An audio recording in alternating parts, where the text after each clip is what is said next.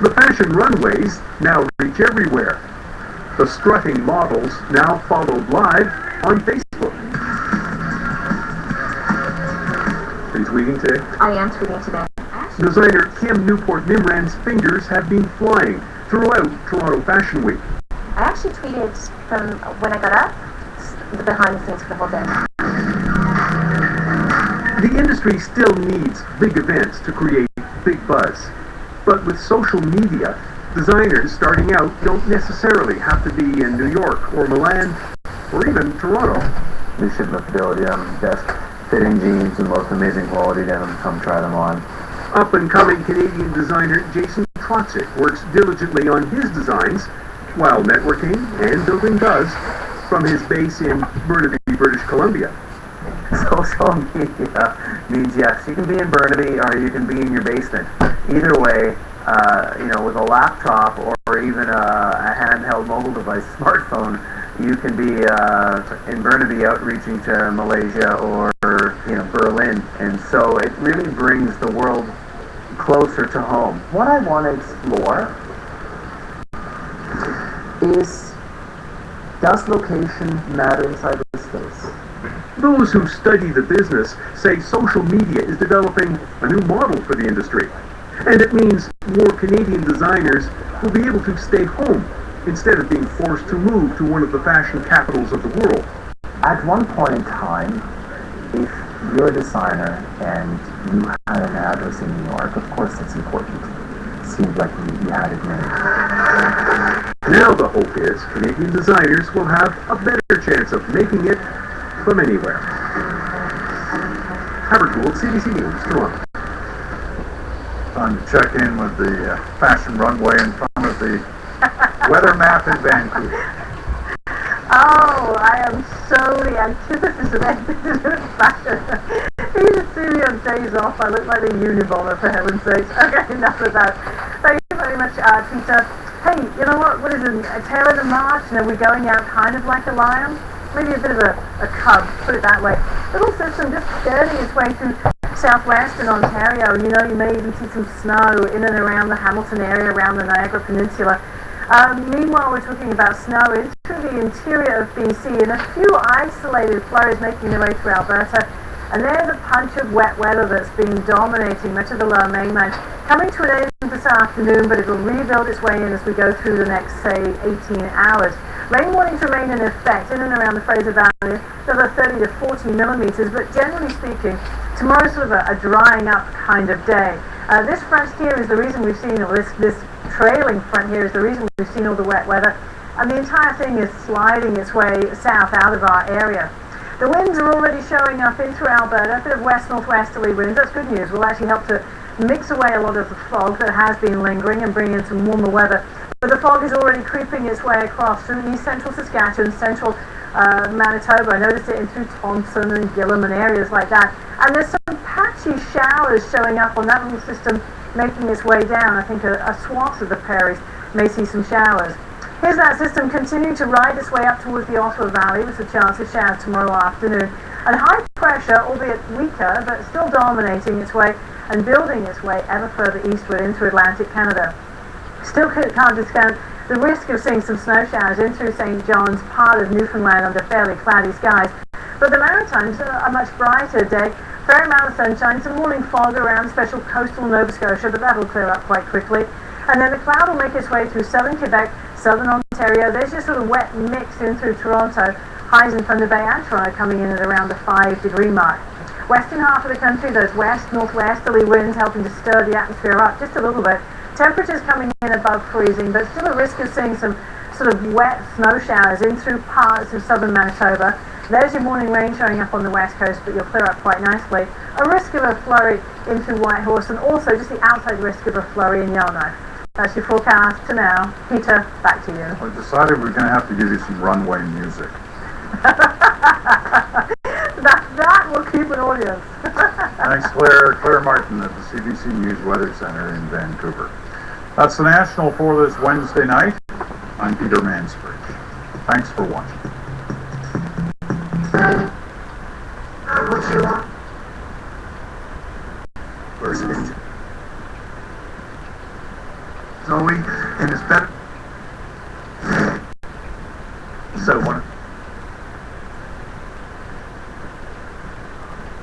Will struggle against Gaddafi's forces, it's reported.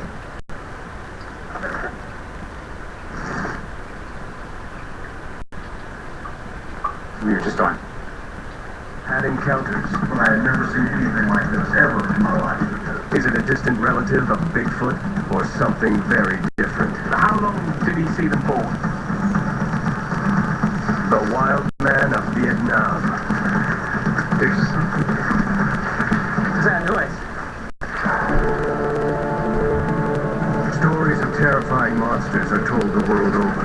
Some are myths, but others are believed to be real. Now a team of investigators will track down clues and find evidence for the beast behind the legend. The quest to build the creature, bring it to life, and unleash it on the modern world.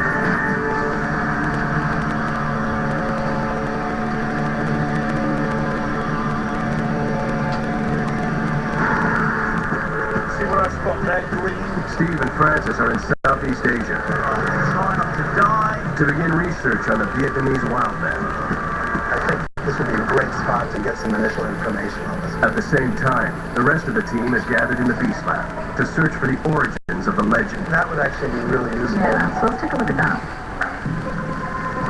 Deep in the rainforests of Vietnam, villagers live in fear of a dangerous creature that silently moves through the trees.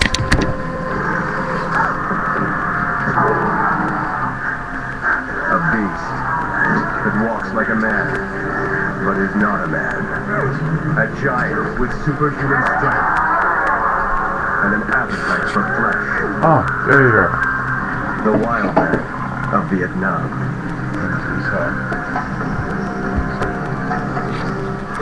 This story has inspired the team to imagine what this beast might be and to bring it to virtual life.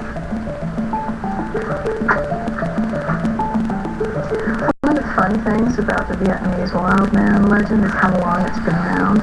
Centuries. I wonder if this is the same thing as, Bigfoot in North America. That's a good question. I mean, lots of different cultures have their hairy wild man story. The classic North American Bigfoot is about 7 feet tall. It's got dark hair. This one is kind of shorter, and it has mostly reddish-brown hair. There are fairly recent sightings from both sides of the Vietnam War.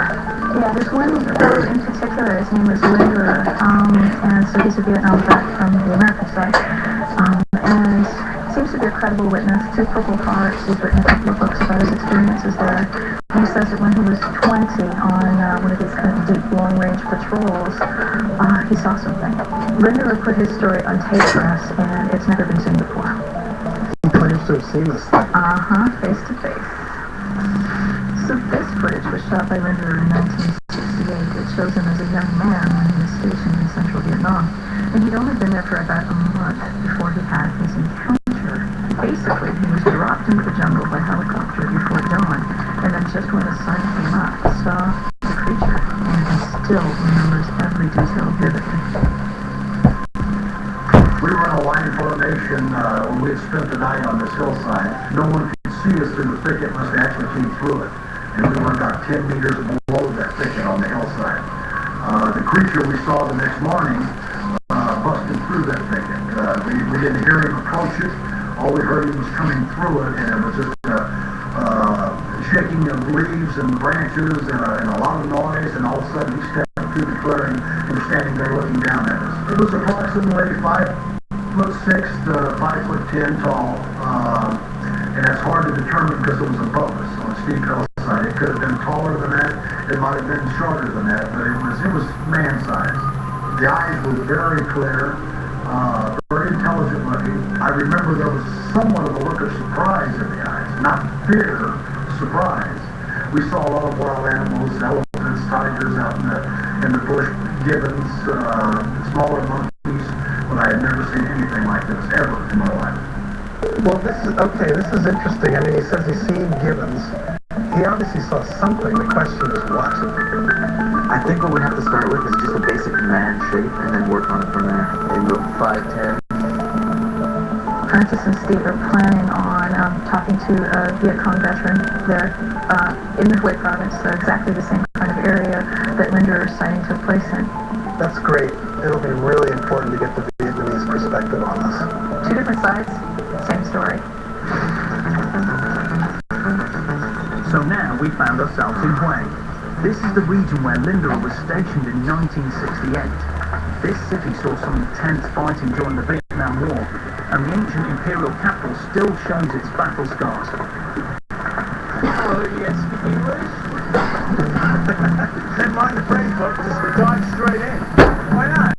Stories of the wild man are also alive and well here, so it's the perfect place to get the Vietnamese side of this story. Oh, I can see a jeep. We're headed to meet an ex-Viet Cong soldier called Ho Van Ham, who may be the key to our quest. So, we've arranged for an appropriate ride. Hello! Dang! This is the man? Good morning, Vietnam Hong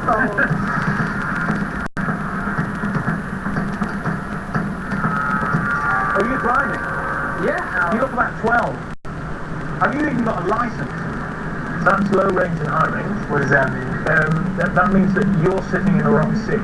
This is going to be a long and slow bumpy ride into the middle of nowhere. And of course we arrived right in the middle of freaking monsoon season. We need to buy some umbrellas. Which means we can encounter anything from typhoons to floods. It's going to be awesome. Yo, yo, yo. It's a buyer's market, people. I feel good. I think, you look sweet. And look, you've got a window. Okay, I don't need to see that. $100. Is that okay? Yeah. Cool. Excellent. Thank you.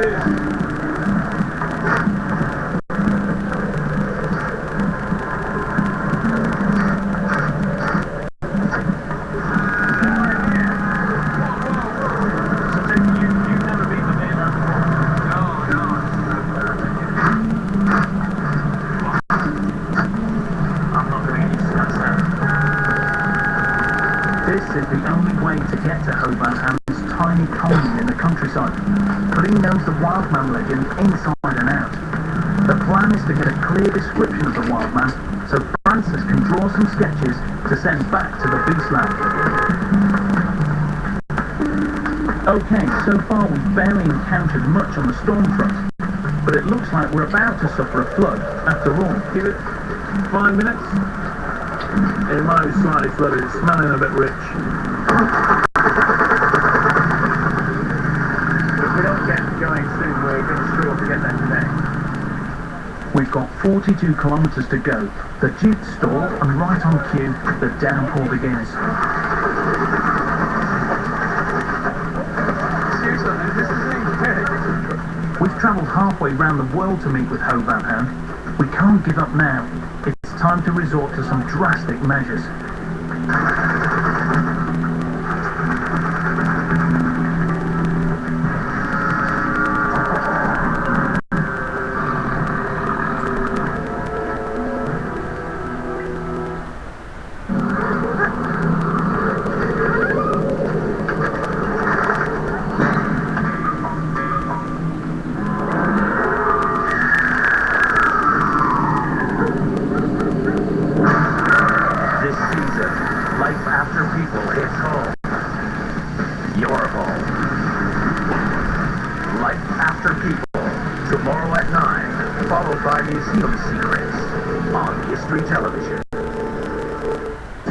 When it comes to choosing the right brush, you should listen to your dentist. Fight plaque with Oral-B. Inspired by dental tools, Oral-B Power